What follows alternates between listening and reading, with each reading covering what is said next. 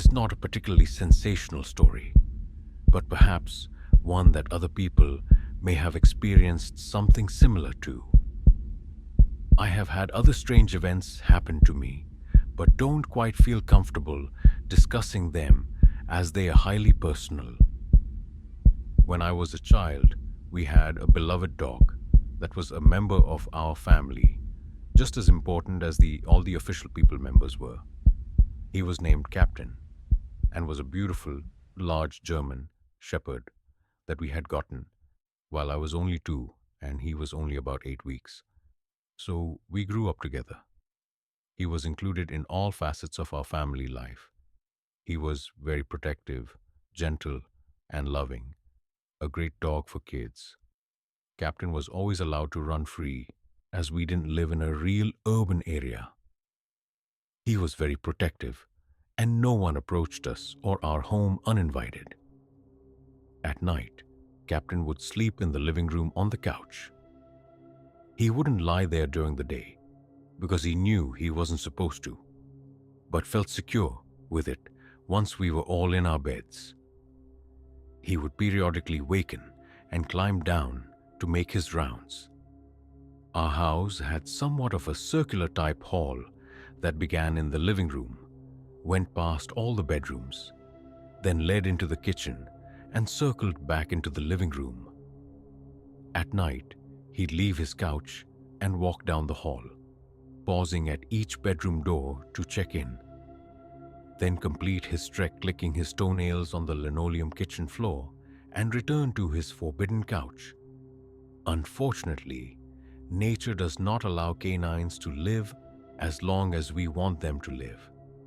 At age 11, old for a dog, I guess, he developed cancer and was nearing the time when we would have to have him put to sleep, when oddly, he was killed by a motor vehicle after 11 years of being street smart.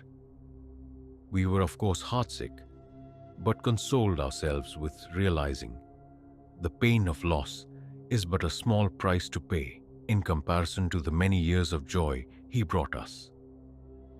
We didn't have the heart to think about acquiring another dog, as someone so beloved cannot be easily replaced. A time of mourning is needed for the loss of a loved one, even if it's not a human loved one. I was 12 at the time, and I remember so clearly lying in bed at night, and I could actually hear him walk down the hallway, pause at the bedrooms, and then head back down the hallway to the kitchen, where I would then wait to hear his toenails click on the linoleum of the kitchen. He never stepped into the kitchen though. I often heard his nightly ritual, then one day mentioned it to my mother. She was at first somewhat stunned and a little at a loss for words. I could tell that she had heard him too, but of course she said that it was just the sound of the furnace. This continued for several months.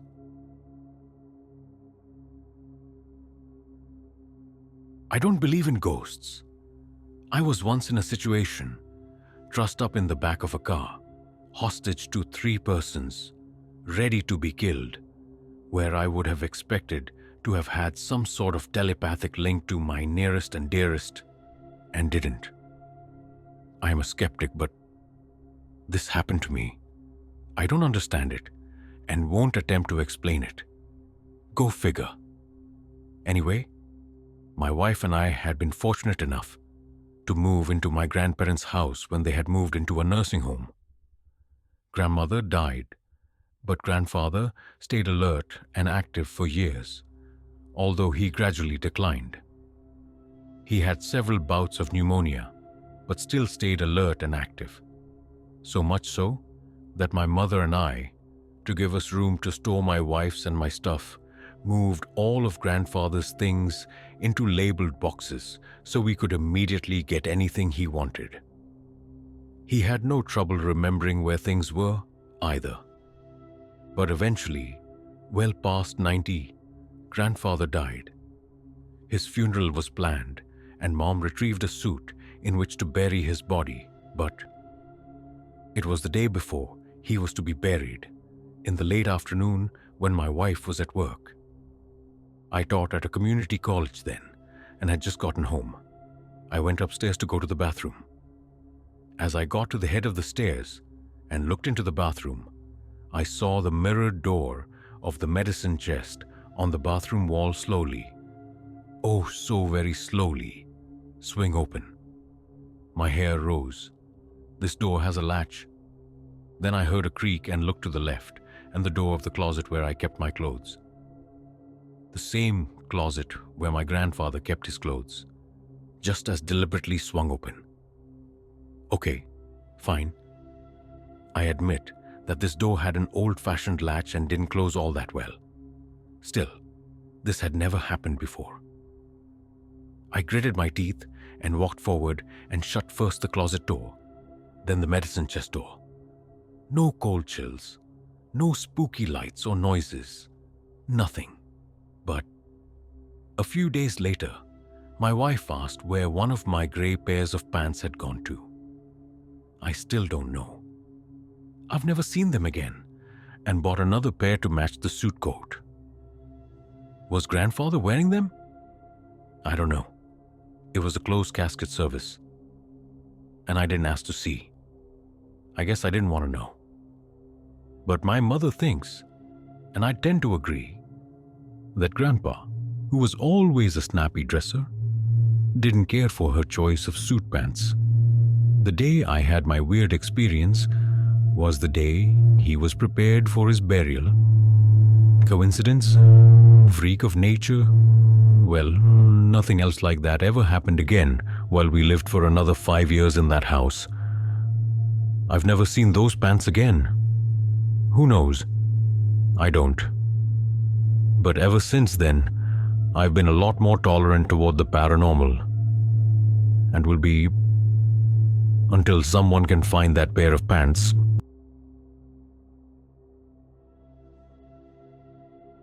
Well, I am not sure how frightening this story will be, but it is true, at least from my perspective.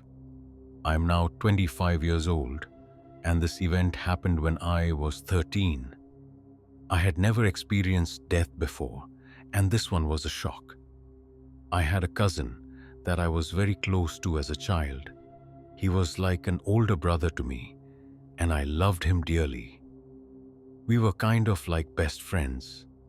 We only got to spend summers together, as he lived over 2,000 miles away in another province. But we kept in contact through phone calls and letters.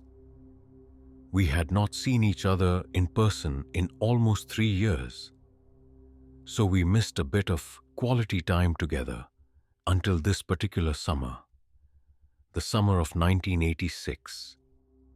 I had even missed our last phone call because I went away to a Bible camp for a week. While I was there, I went swimming in a river and nearly drowned. I jumped from the top of the raft into the water and went down very deeply.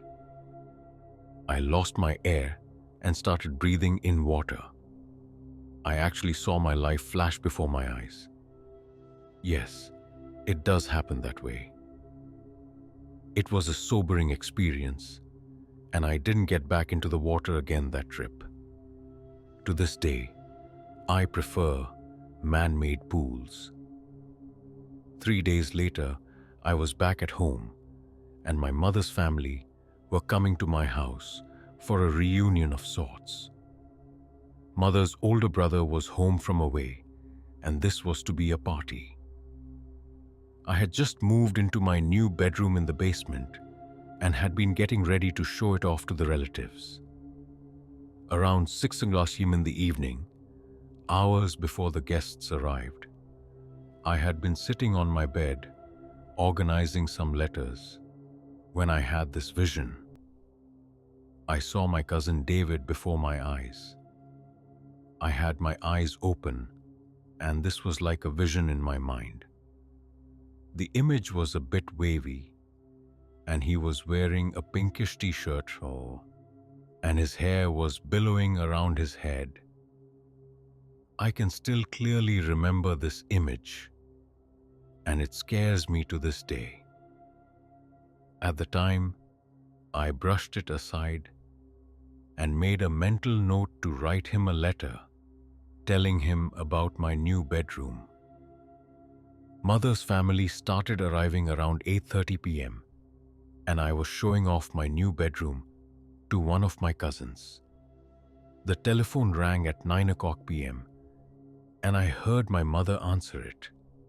She said, "Kim, oh my God, what happened to him?" Her voice was shaking, and I could hear the panic in her voice. My father had been away on a trip to the province that my aunt lives in, and I thought something had happened to him.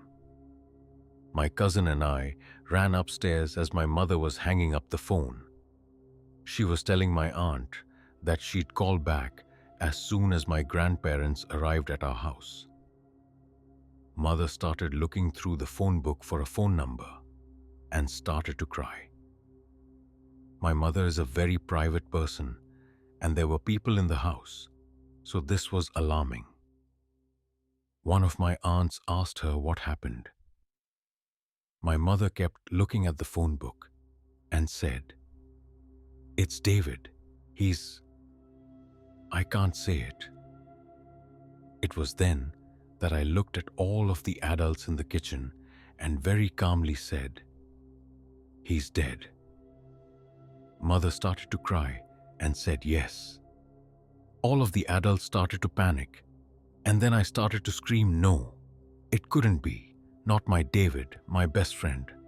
But it was. His body wasn't recovered until the next day. When the telephone rang, I knew it would be my aunt telling us that he had been found.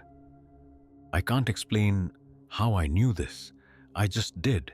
I refused to answer the phone because I didn't want it to be true. I later found out that he drowned at the exact time I saw his vision. I think he may have been telling me goodbye. I'd like to think so. But to continue with this story, I wanted to go to Quebec for the funeral.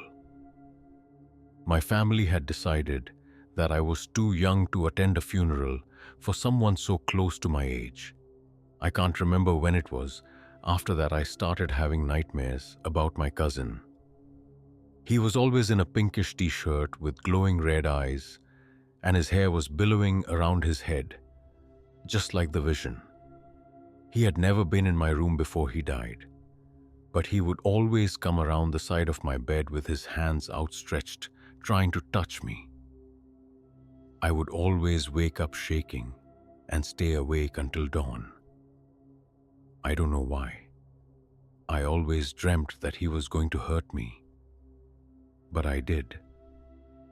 When I was 18, I went to Quebec to visit my aunt, and I finally got to pay my respects to his grave. It was an emotional moment for me, and I don't think I'll forget that moment of peace. He had been gone for 5 years, and I missed him, but I finally healed. The nightmares stopped. Bizarre, eh? A year later, I moved to Quebec to live with my aunt for a while, and late one night I told her about the nightmares I used to have about David. My aunt can see things, and apparently so can I. So we discussed a lot of these things. She told me that when David drowned, he was wearing a tie-dyed t-shirt that had been fuchsia over his swimming trunks. It scared the hell out of me. I saw him drown at the exact time of his death. There were 2 provinces between us, and I saw it happen. I swear to you, dear readers, that this happened to me. I can't explain it any better than this. I have had other things happen to me, and I've seen things happen as well to others before they've happened. Not all of it has been bad, but this has been the most significant.